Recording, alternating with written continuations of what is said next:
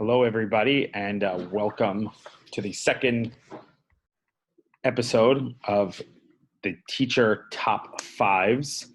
Today, we have Mr. Goldberg with us, who's been kind enough to share with us some of his experiences as far as the top 5 places that he has traveled. Mr. Goldberg, I will let you know that today, when I played the game of MTA Faculty Kahoot with about 100 students strong, one of the most difficult questions on the Kahoot was a "Who am I?" question, and it was, I am a member of the Catskill 3500 Club after having scaled 39 peaks in the Catskill State Park.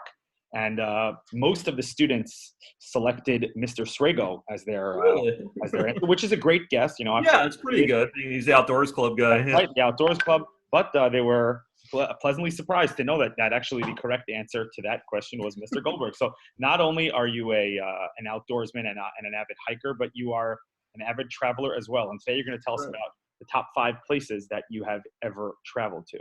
All right. So let's kick it off right here with number 5. Coming in at number 5 is the Rocky Mountain National Park in Colorado. You see here some pictures that I was able to find on the internet of this beautiful, beautiful park. Why don't you give us a little 30-second summary of what makes this such a special place for you? Well, first of all, just personally, it was the first place I traveled to on my own or with a friend and went hiking to that wasn't in New York. And it's just a truly spectacular place. You have beautiful mountains. It's right here in the country. And it's actually really easy to get to also. So it's convenient, and it's got a lot of nature, as you can see. And the scenery is amazing. It's really just a beautiful place that a lot of people just don't know about.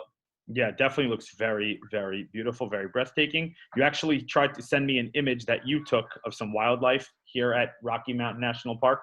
I wasn't able to upload that. I think there was something wrong with the file. I don't know if it was on my end, but I think it was a picture of a moose or something. Yeah, it looked really cool. Okay, So moving on to number 4. We have a little bit of a more exotic destination, maybe somewhere people have not heard about. What can you tell us about Zermatt, Switzerland? So Zermatt, Switzerland, it's in southern Switzerland, and it's right in the middle of the Alps. It's a ski town in the winter, and in the summer it's a really beautiful hiking destination. What's really cool about it is you can see in these photos, you have the Matterhorn, which is a really very special mountain. You can see the shape is really unique.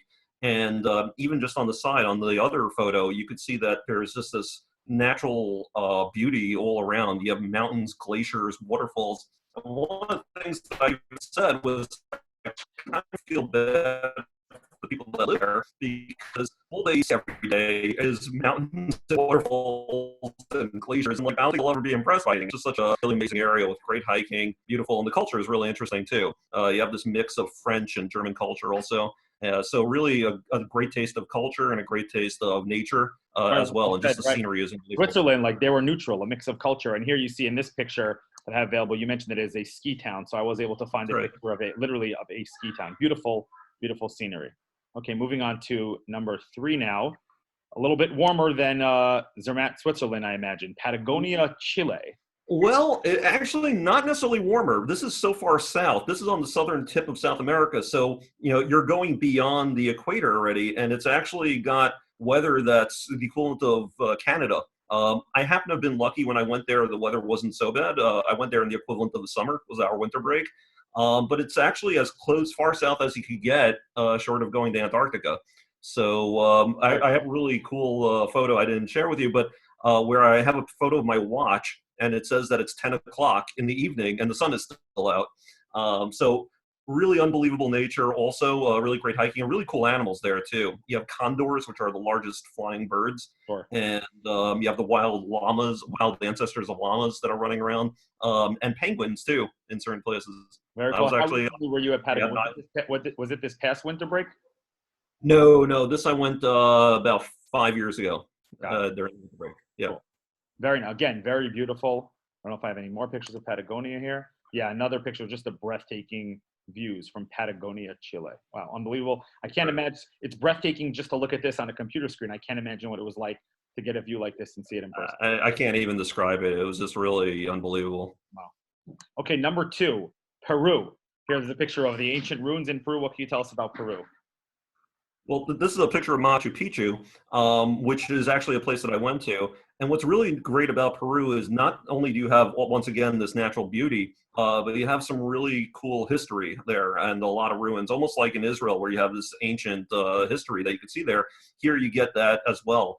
So really beautiful. You got a lot of different things like jungle and mountains and rainforest. There was one day where I went over a mountain pass that at 15,000 feet and dropped down into a rainforest all at once. So really a lot of stuff, and the culture there is really unique too. You have a mix of poverty and like wealthy people. And the languages are all mixed up. You have these old Indian languages as well as Spanish. So really great experience in learning about all different history and culture. Incredible. So I can only imagine the overload of culture. It's like the definition of culture shock when you get such this incredible experience. Okay, now moving on to number one, I think you have some props ready for us, right? Moving on to number one was your trip to Iceland. What can you tell us about Iceland? Iceland. And we actually have we have a photo that you took yourself coming up. But what can you tell us about Iceland? So Iceland, I think we're cutting out here. No, you're good. On my end, you're good.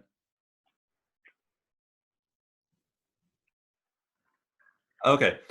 So Iceland, I would say, is my favorite country I've visited. All this, of course, is not including Israel, which is its own special category. But Iceland is just so different than anything else that I've ever seen. You have there's no trees there, but you have geysers and you have mountains and ice and hot springs everywhere. So you're able to see it. And at one point, it looked like I was walking on the moon. It was just the volcanic ash everywhere. So it's just colorful. You can see from the photos, the views are amazing. The hiking is great. So, and on top of that, one of my favorite things that I got to see was the Northern Lights, or the Aurora Borealis, which I think you have a photo of. Yeah, this I actually took. It's not so easy to see it because often it's cloudy, but this one night I happened to be really lucky and we saw it. It was just unbelievable. You saw it slowly growing and then just waving around and vanishing. Super cool. And anybody who wants to know more about the Northern Lights, definitely something worth investigating and researching. And you can get some really cool videos on YouTube. I'm very jealous of you that you were able to see this live and in person. I'm sure a lot of our students were. But thank you so much for sharing some of your experiences with us. I think it's a great opportunity for the students to get to know Mr. Goldberg outside of the periodic table of elements, beyond the periodic table of elements, and outside the chem lab. But thank you so much for sharing your experience. As they say in Iceland, skull. Skull, right. Skull. Thank you very much. I appreciate it, Chaim. Thanks. Absolutely. Have a good one.